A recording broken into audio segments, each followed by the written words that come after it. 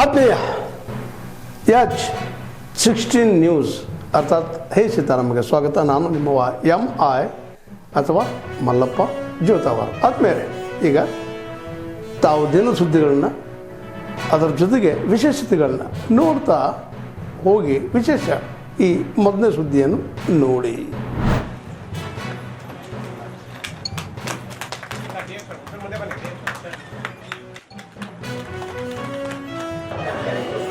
ಮತ್ತು ಇದು ಸಂಪೂರ್ಣವಾಗಿ ಇತರರು ತಾರತಮ್ಯ ಮಾಡಲು ಬಿಡುವುದಿಲ್ಲ.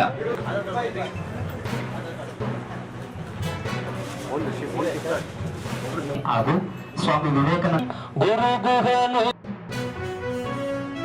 ಈ ಕೆಲಸ ನಡೀತಾ ಇದೆ.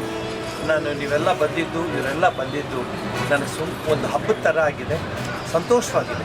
ನಾವು ಕಳೆದ 35 ವರ್ಷದಿಂದ ಮಾಡ್ತಿದ್ವಿ. ಕೇಂದ್ರ ಸರ್ಕಾರ ಮತ್ತು ರಾಜ್ಯ ಸರ್ಕಾರದ ಪರವಾಗಿ ಮಾಡ್ತಿದ್ವಿ ಪಾವಗಡ ತಾಲೂಕಲ್ಲಿ.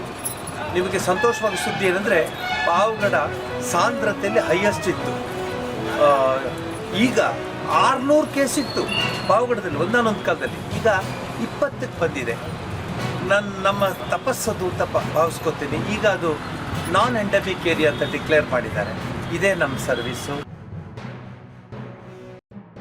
ಎಲ್ಲ ಹುತಾತ್ಮರಿಗೆ ನಾವು ಶ್ರದ್ಧಾಂಜಲಿಯನ್ನು ಕೋರುವುದು ನಮ್ಮ ಕರ್ತವ್ಯ.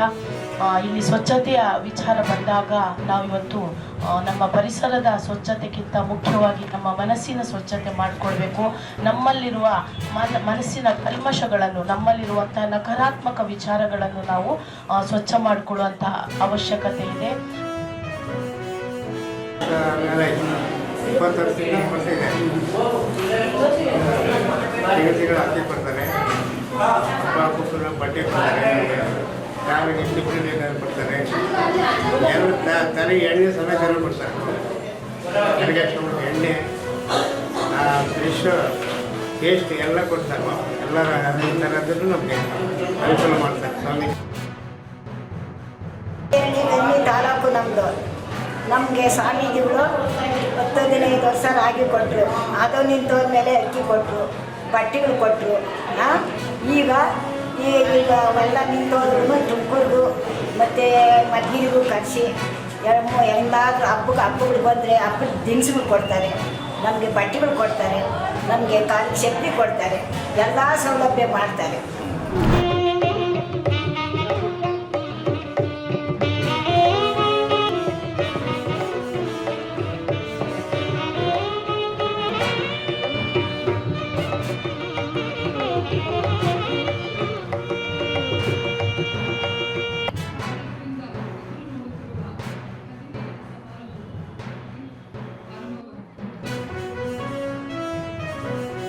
ಚಲನಚಿತ್ರ ಈಗಾಗಲೇ ಪ್ರಸ್ತಾಪ ಮಾಡದಂತೆ ಅದು ಬರೀ ಮನೋರಂಜನೆಗೆ ಸೀಮಿತ ಆಗಿರ್ತಕ್ಕಂಥದ್ದು ಅಷ್ಟೇ ಅಲ್ಲ, ಸಮಾಜದಲ್ಲಿರ್ತಕ್ಕಂಥ ಅಂಕು ಡೊಂಕುಗಳನ್ನು ತಿದ್ದತಕ್ಕಂಥ ಕೆಲಸ.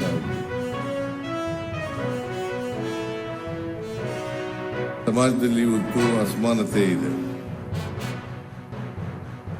ಬಡತನ ಇದೆ, ಸಿರಿತನ ಇದೆ, ದಲಿತರಿದ್ದಾರೆ, ಹಿಂದುಳಿದವರಿದ್ದಾರೆ, ಅಲ್ಪಸಂಖ್ಯಾತರಿದ್ದಾರೆ, ರೈತರಿದ್ದಾರೆ, ಕಾರ್ಮಿಕರಿದ್ದಾರೆ, ಮಹಿಳೆಯರಿದ್ದಾರೆ. ವಾಸ್ತವ ಸ್ಥಿತಿಯನ್ನು ಜನರಿಗೆ ಸಮಾಜದ ಮುಂದೆ ಇಡತಕ್ಕಂಥ ಕೆಲಸವನ್ನು ಸಿನಿಮಾಗಳು ಅದನ್ನು ಬಹಳ ಯಶಸ್ವಿಯಾಗಿ ರಾಜ್ಕುಮಾರ್ ಅವರು ನಡೆಸಿರ್ತಕ್ಕಂಥ ಅನೇಕ ಸಿನಿಮಾಗಳಲ್ಲಿ ನಾವು ನೋಡಲಿಕ್ಕೆ ಸಾಧ್ಯ.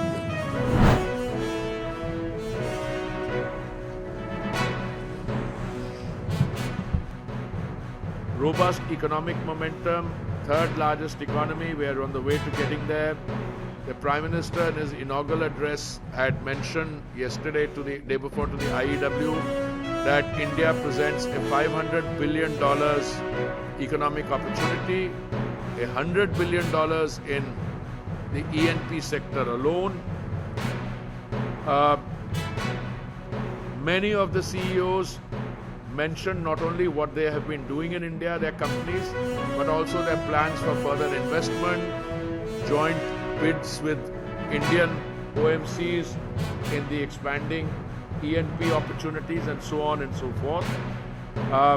The Prime Minister called for innovation, collaboration, and deeper partnerships, reiterating that India stands ready as a reliable and trusted partner across the entire energy value chain. इस दौरान केंद्रीय मंत्री ने कहा कि ये दुनिया का सबसे बड़ा AI शिखर सम्मेलन होगा जिसमें कई देशों के प्रतिनिधि शामिल होंगे। The response from practically 100 countries,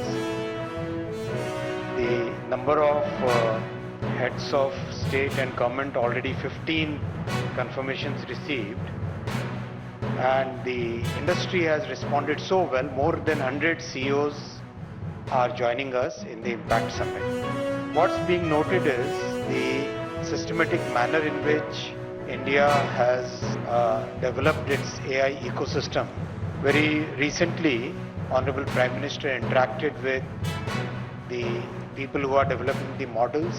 It was very encouraging that the pivot that they have taken is such a systematic pivot, and that the strength that our IT industry has had over several decades now, that strength is being put to providing AI solutions rather than the old model of having software development. ತಾವೆಲ್ಲ ಇಲ್ಲಿವರೆಗೆ ಸುದ್ದಿಗಳನ್ನು ನೋಡಿದಿರಿ, ಜೊತೆಗೆ ವಿಶೇಷ ಘಟನೆಗಳನ್ನು ಸಹ ನೋಡಿದಿರಿ. ಅದು ನಿಮ್ಗೆ ಏನು ಅನ್ನಿಸ್ತು? ನಿಮಗೆ ಲೈಕ್ ಮಾಡಿರಿ, ಶೇರ್ ಮಾಡಿರಿ, ಕಾಮೆಂಟ್ ಮಾಡಿರಿ, ಜೊತೆಗೆ ಸಬ್ಸ್ಕ್ರೈಬ್ ನಿಲ್ಲಿಸ್ಬೇಡ್ರಿ. H16 ನ್ಯೂಸ್ ಅರ್ಥಾತ್ ಸಿದ್ದರಾಮಯ್ಯ ಸತ್ಯದ ಕೈಗನ್ನಡಿ ವಂದನೆಗಳು.